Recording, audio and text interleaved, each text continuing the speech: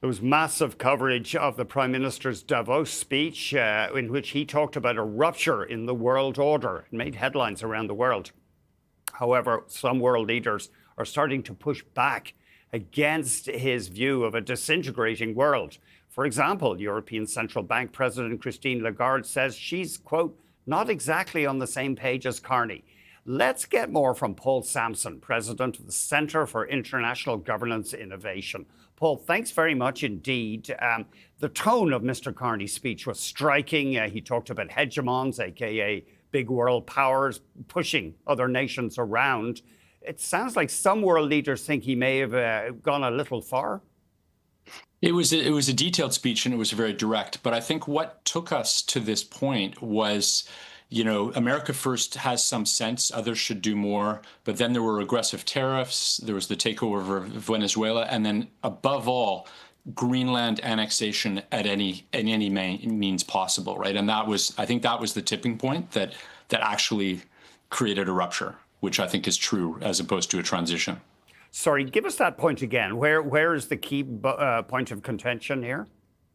Well, I think the America First has gone too far in its aggressiveness, right? I mean, the idea of annexing a state within the NATO alliance, within your closest partnership, by any means necessary, is actually a rupture, right? That's not a transition. A transition is new technologies and things like that, and emerging economies, and that's been going on for the last decade or so. But the rupture arrived.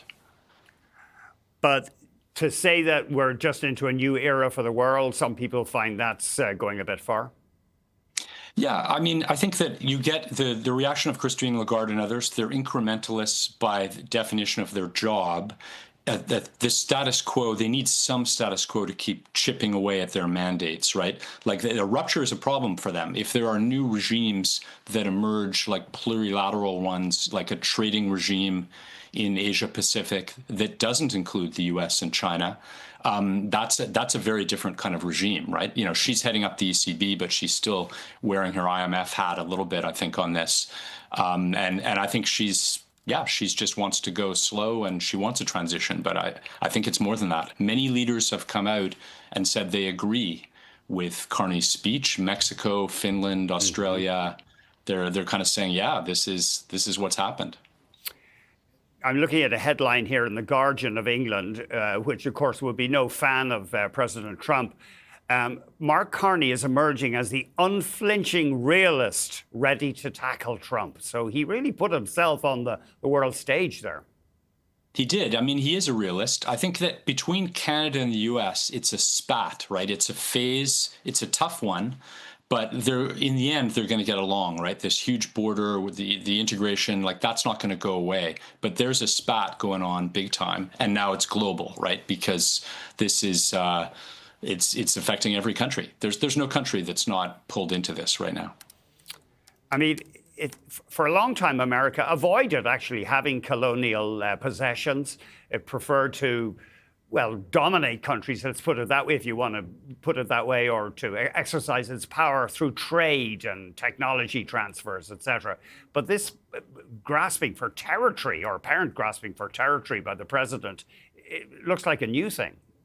Yeah, I think that was the tipping point, right? It didn't really make sense because the U.S. has a base on Greenland, a major military base, so they kind of have access now. You've got to think this was about controlling critical minerals in the future and shipping lanes through the Northwest Passage and that kind of thing. Why they wanted more, because they kind of have it now, and it does cross the line, right? And I think that's why you're seeing the reaction. There's also just an opportunity for middle powers to assert some collective power here, right? Like, they don't want to get pushed around by the biggest players. I suppose some people might say, well, Christine Lagarde, she's the voice of the establishment. The current system has suited her very well. Do we need people with a bolder vision, perhaps, such as Mr. Carney, to weigh in here?